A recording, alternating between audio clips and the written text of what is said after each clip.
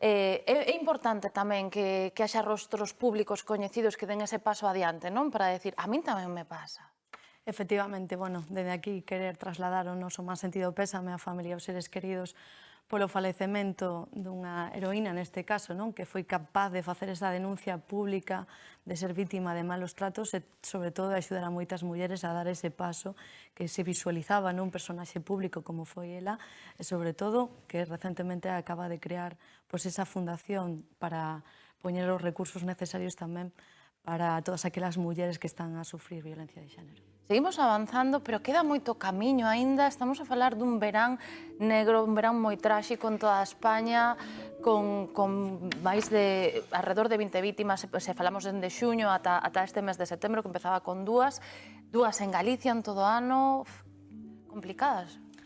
Efectivamente, como o Goberno galego o único número aceptable de vítimas de violencia de xénero vai a ser 0. Esa é a meta que nos temos que comprometer como sociedade, sobre todo como administración galega, non? Por elo de aí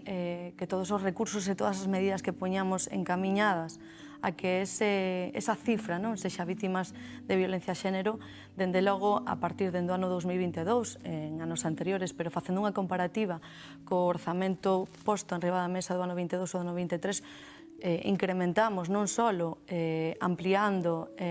poñendo moitísimo máis recursos para aquelas víctimas de violencia de xénero, chegando aos 20,5 millóns de euros, pero tamén nesa prevención, non? É que é onde temos que traballar, nesa prevención e nesa sensibilización da violencia de xénero, que neste ano, comparado co ano 2022, incrementábamos os recursos ata alcanzar os 31,9 millóns de euros, e aí é onde temos que actuar. Hai que, perdona, que me parece moi importante resaltar a prevención, a educación, os pasos previos, non ter que protexer as mulleres, que non sexa necesario defendernos, e que, ademais, estamos falando de asasinatos que son a manifestación máis grave dunha lacra que está dende a base da sociedade, non? Efectivamente, por iso de aí que debemos incidir nesa prevención das violencias, non só da sexual e da de xénero, que son as máis importantes, e sobre todo entre a poboación moza, entre un firme compromiso, por suposto, do Goberno galego, e o único camiño, ese cambio cultural para alcanzar que precisa, sobre todo, a sociedade. De aí as medidas que se están a poñer a cabo dende o Goberno galego, unha xa coñecida que é o protocolo posto en marcha ante casos sospeitosos de sumisión química, pero tamén no que estamos traballando neste momento, que está a piques de pecharse, que é o protocolo de seguridade ante a agresión sexual, sobre todo no lecer nocturno, que cando se producen, é o compromiso. Ese documento centra basicamente a atención, a prioridade, a atención ás víctimas, pero tamén incidir na confidencialidade e na sensibilización contra esta lacra. Claro, porque falabas dos mozos dende as idades máis novas, e cando hai que concienciar. Este verán aquí en Galicia tamén tiñamos varios casos de lecer nocturno, festas en que se producían violacións, e xente con idades moi baixas. Hai que traballar moito sensibilizando e concienciando dende xa, dende pequeniños, non? Efectivamente, por iso temos dende a Secretaría Xeral de Igualdade un proxecto que é o Plan Proxecta, que se encamiña sobre todo un programa de innovación educativa que implica a todo o Goberno galego, que como se debe traballar, de maneira transversal, da maneira de igualdade, dende a educación, tamén dende o deporte, dende a cultura, e creemos que poñendo recursos económicos e as medidas necesarias para traballar nun eido tan importante, sobre todo traballar en educación en valores de xeito curricular, sobre todo entre a xente máis moza. Falamos de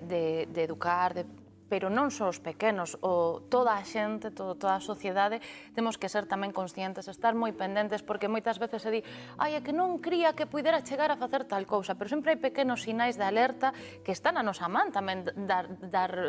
conta deles e denuncialos, non?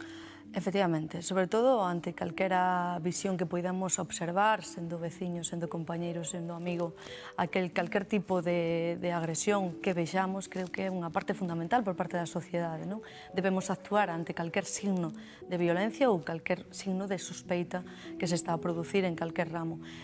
Como sociedade temos que traballar por aí, dende as administracións públicas sobre todo, pero tamén dende a educación, dende a formación e sobre todo dende a convivencia. Falábamos tamén da importancia que a protección das vítimas, pois está claro que a lacra está aí, hai que traballar con elas xa. un dos últimos crimes producíase cando a muller iba a recoller as cousas á casa da súa exparella, un momento perigoso para elas en que se busca mecanismos de protección para que poidan sacar as súas cousas da casa con seguridade, non? Efectivamente, non só recursos económicos que podíamos falar precisamente sendo o pago periódico, unha das medidas pioneiras na nosa comunidade, senón ese acompañamento, ese asesoramento xurídico que teñen todas as vítimas de violencia de xénero, non só das forzas e corpos de seguridade do Estado que están a facer un traballo magnífico, son todas esas medidas de protección que debemos poñer en marcha tamén de maneira rápida para que non sufran, sobre todo en momentos, en episodios moi violentos, como é a recollida dos seus enseres na vivenda que comparten coa ou que é a súa parexa. Pois moitísimas grazas por estar hoxe con nós, Sandra Graciñas. Tolerancia cero contra a violencia machista, contra todo tipo de violencias, pero ahora toca falar especificamente da violencia contra as mulleres.